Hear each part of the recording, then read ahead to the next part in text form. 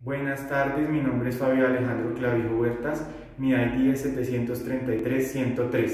A continuación, voy a explicar los resultados que obtuve al realizar una regresión lineal en la cual relacioné como variable independiente Y sub I la DTF mensual, que es el promedio de las tasas que ofrecen los bancos del sector financiero en Colombia a un ahorrador cuando invierte los recursos que tiene como sobrantes de su dinero en un depósito a término fijo, por eso se llama DTF. Y la variable independiente X sub I, en este caso escogí la tasa de interés de política monetaria del Banco de la República. Es conocida también como la tasa de intervención del Banco de la República. Esta tasa la fija la Junta Directiva del Banco de la República una vez al mes. Normalmente lo hace el último viernes de cada mes, se reúnen y de acuerdo a las perspectivas de crecimiento económico y de inflación de la economía deciden si van a dejar la tasa como está, si la van a aumentar o la van a disminuir. Entonces, para la muestra de datos que escogí fueron 13 datos, es decir, son tasas mensuales, entonces eso es igual a 13 meses, que comienza con enero del año 2020 y finaliza con la tasa las tasas fijadas a finales de enero del presente año 2021. Por eso tenemos 13 datos: 1, 2, 3, 4, 5, 6, 7, 8, 9, 10, 11, 12 y 13 meses. Entonces voy a continuación a explicar los cálculos matemáticos que tenemos representados en las siguientes columnas para hallar nuestras medidas de tendencia central, nuestras medidas de dispersión y otras medidas de dispersión que relacionan las dos variables, como la covarianza y el coeficiente de correlación. Entonces, iniciamos con la columna de la variable independiente X sub I, que en este caso es la tasa de intervención del Banco de la República. Para el caso de enero del año 2020 estaba en 4,25%. En febrero del año 2020 estaba igual, 4,25%. La Junta Directiva decidió dejarla inalterada. En marzo ya empezó a disminuir a 3,75% y así sucesivamente vemos cómo hay una disminución gradual a lo largo del paso de los meses del año 2020, especialmente a partir del mes de marzo, que es el tercer mes, debido a la crisis económica generada a partir de la pandemia que ha generado el COVID-19, porque esto ha generado inactividad económica, haciendo que el Banco de la República responda ante esto con una medida de inyección de capital a la economía, es decir, bajando las tasas de interés para que haya más recursos en la economía y el adquirir créditos para las personas sea más económico. De esta misma manera pues se ven afectados los ahorradores de ETF, que es el caso que estoy estudiando, porque la tasa de ETF también va disminuyendo. Esta la encontramos en la columna Y sub I, que es la variable dependiente. Entonces la tasa mensual de la ETF en enero del 2020 estaba en 4,54%, en febrero del 2020 pasó a 4,46% y así sucesivamente hasta llegar a estar en 1,91% a finales del mes de enero de este año 2021. La siguiente columna es el promedio el promedio no, sino el producto entre la variable independiente X sub I y la variable dependiente Y sub I. Entonces X sub I por Y sub I. Entonces X sub I 4,25 por 4,54 nos da 19,30, 4,25 por 4,46 nos da 18,96 y así sucesivamente llenamos esta columna. A continuación elevamos la variable X sub I al cuadrado, en este caso pues la tasa de política monetaria del Banco de la República. Entonces 4,25 en enero del 2020 la elevamos al cuadrado, nos da 18,06%, 4,25 sigue igual, 18,06%. En diciembre en enero del 2021 estaba en 1,75, la elevamos al cuadrado, 3,06. Así completamos la columna de X sub I al cuadrado. A continuación lo mismo, pero con la variable Y sub I y la variable dependiente. Entonces tomamos los números que están en la columna de Y sub I, 4,54 elevado al cuadrado, 20,61, 4,46 por 4,46, 19,89, 4,5 por 4,5, 20,25 y así sucesivamente hasta completar toda la columna titulada Y sub I al cuadrado. A continuación vamos a calcular la media o promedio aritmético de cada una de las variables para poder completar esta columna. Entonces, ¿cómo calculamos la media de la variable X sub I? Totalizamos la columna, nos da 35,5, la dividimos entre n, que es 13, y nos da el valor de la X barra, que es igual a 2,73%. Esto quiere decir que la tasa promedio de interés de política monetaria del Banco de la República entre enero del 2020 y enero del 2021 ha sido un valor de más o menos de 2,73. En promedio ha sido ese valor de la tasa de interés. Ahora pasamos a calcular lo mismo con la variable y sub i. Entonces totalizamos la columna y sub i, nos da 42,45, lo dividimos entre n, que es el número de datos, que es 13 meses, y nos da una y barra de 3,27. Es decir, que el valor promedio que tomó la tasa de ETF entre enero del 2020 y enero del 2021 fue de 3,27%. Ahora sí podemos, ya teniendo los valores de x barra y de barra, podemos hallar la siguiente columna. Entonces x sub i, que es 4,25 menos x barra, que es 2,73, nos da el primer dato, 1,52. Y así sucesivamente hasta completar toda la columna. Vemos que hay unos datos que son mayores al promedio, por eso esta diferencia es positiva, otros datos que son inferiores al promedio, la diferencia es negativa.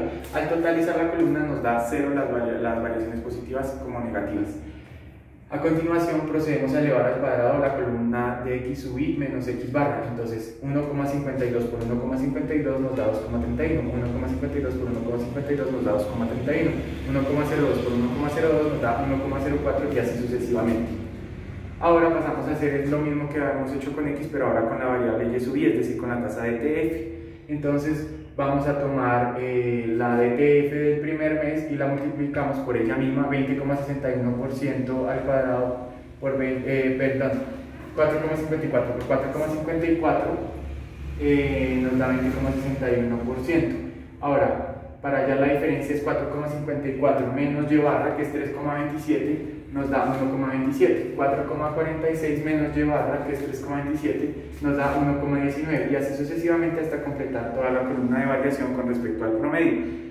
Lo mismo de la vez pasada que nos pasó con x, las primeras son mayores al promedio, nos da una variación positiva, los últimos meses fue inferior al promedio, entonces nos da una variación negativa, y al totalizarlo nos da un valor de sumatoria igual a 0.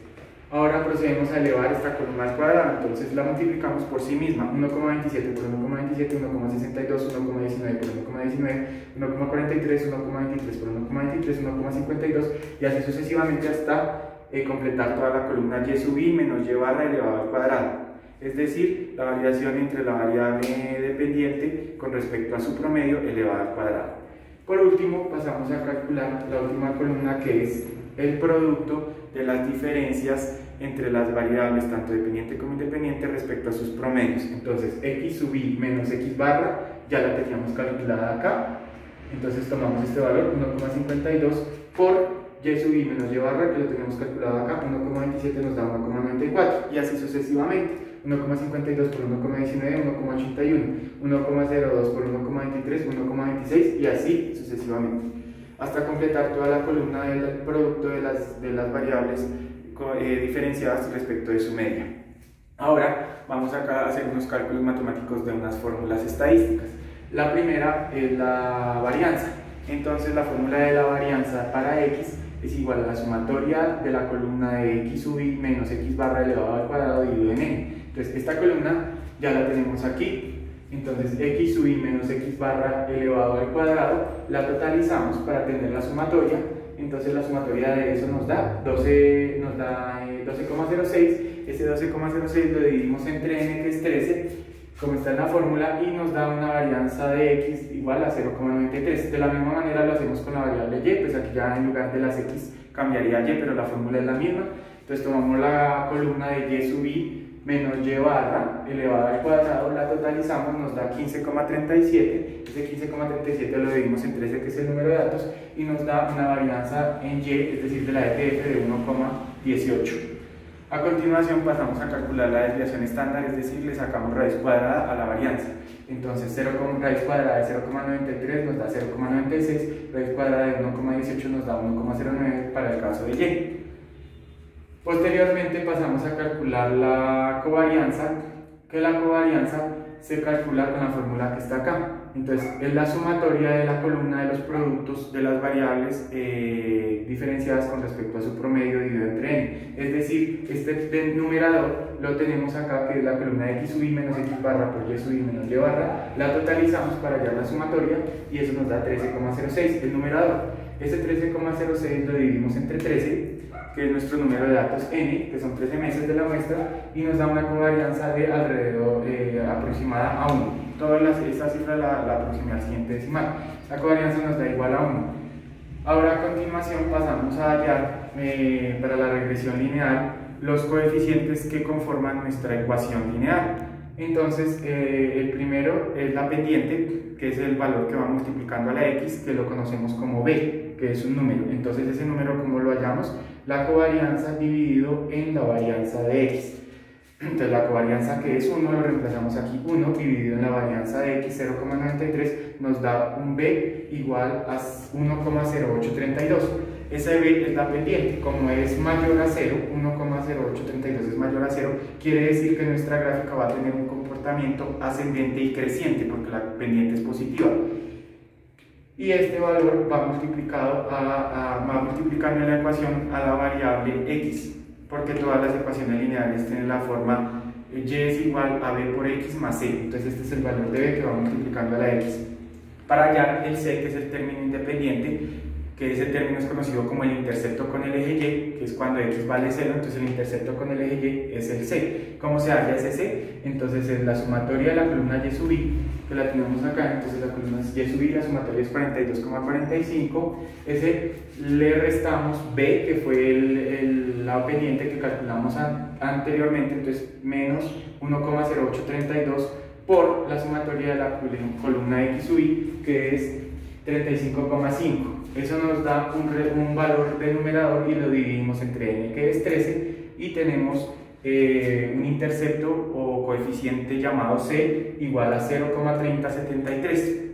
Este es el valor que toma en nuestro caso la y sub i, que es la de TF. Entonces, cuando la tasa de interés de política monetaria del Banco de la República es igual a 0, que es la de x, y, la de TF, toma un valor de 0,3073 de acuerdo a la ecuación de nuestra regresión lineal. Por último, para ver qué grado de relación existe entre la tasa de interés del Banco de la República y la de TF que ofrecen los bancos por un depósito a término fijo mensual, vamos a calcular el coeficiente de correlación para ver qué tan relacionadas están esas dos variables. El coeficiente de correlación se denota por la letra P y es igual a la covarianza entre x y y, entre la de TF y la tasa del Banco de la República, dividida entre la desviación estándar de la tasa del Banco de la República y la de TF, que es x y y. Entonces, al reemplazar los datos, que es la covarianza, que es 1, dividido entre la desviación estándar de x, que es 0,96, y la desviación estándar de la de TF 1,09, nos da un coeficiente de correlación igual a 0,96. Ese 0,96 se interpreta en manera de porcentaje, es decir, que hay un 92% de relación entre el comportamiento de la tasa de interés del Banco de la República y la tasa de TF que ofrece el sector financiero para los ahorradores que dejan una suma de dinero a un término fijo de tiempo. Entonces la regresión es muy confiable y es considerada como una correlación muy alta porque es superior a 0,71, en este caso es el 96% de correlación. Es decir, que nuestra ecuación es una ecuación muy confiable, porque con una confianza del 96% podemos decir que esta ecuación nos puede ayudar a identificar la relación que existe entre esas dos variables. Entonces pasamos a realizar la gráfica con los coeficientes. Entonces aquí tenemos la ecuación lineal, y es igual a 1,0832, que es b, por x, más el término c, que es el intercepto, que es 0,3073. Para realizarlo gráficamente, entonces colocamos en el eje y, que va la variable dependiente, que en este caso es la de TF mensual, y en el eje x, que es la variable independiente, que es la tasa de interés de política monetaria del Banco de la República. Y el primer punto que vamos a hallar es cuánto vale y, o sea, cuánto es la de TF cuando la tasa del Banco de la República es 0, entonces igual a c, que es el intercepto, 0,3073, acá ponemos ese punto. Cuando x es 0, y vale 0,3073, acá. Y ahora identificamos otro punto como uno de los datos más altos de la variable x fue 4,25, entonces yo, para dejarlo en un número cerrado, grafiqué de 0 a 5 el eje x, es decir, el eje de la tasa de interés del Banco de la República. Entonces, cuando x es igual a 5, entonces reemplazamos 5 en x, entonces y es igual a 1,0832 por 5 más 0,3073. Eso nos da que cuando x es igual a 5, y es igual a 5,7233. Entonces buscamos 5 en x y 5,7233 en y, que es por acá. Colocamos ese punto y trazamos una recta lineal entre los dos puntos y hallamos la gráfica de nuestra recta. Al revisarlo en Excel, el Excel solamente seleccionamos la columna X sub Y, Y sub I y no la gráfica como gráfico de dispersión. Le damos en opciones de gráfica que nos deje ver la ecuación de nuestra recta lineal y nosotros podemos revisar en Excel para que los valores de B y de C que nos arroja Excel al graficarlo sean iguales a los valores que nosotros hallamos. Entonces el B 1,0832 y el C 0,3073 para saber que lo hicimos de forma correcta. Entonces, como conclusión, podemos encontrar que definitivamente la DTF o tasa que ofrecen los bancos del sector financiero en Colombia a sus ahorradores cuando dejan una suma de dinero que tienen de recursos a un término fijo, esa tasa que le ofrecen por dejar esa suma de dinero está muy, pero bastante relacionada con la tasa de interés de política monetaria que fija el Banco de la República en su reunión mensual. Es decir, que si uno es un inversionista que está mirando cuándo o cómo invertir en un DTF, entonces hay que estar pendientes del comportamiento de la tasa de interés de política monetaria. Y esta ecuación podemos nosotros reemplazar qué valores de la tasa del Banco de la República más o menos nosotros creemos que va a tener para ver cuánto va a ser nuestro rendimiento en nuestro CDT o depósito a término fijo. Es decir, podemos pronosticar con un 96% de confianza, que nos lo da el coeficiente de correlación, más o menos cuánto sería ese rendimiento del DTF suponiendo unos valores dados de la tasa de interés del Banco de la República. Entonces es muy útil para el sector financiero y para los inversionistas, tanto públicos como privados, cuando quieren invertir en títulos valores como depósitos a término fijo del sector financiero. Muchas gracias.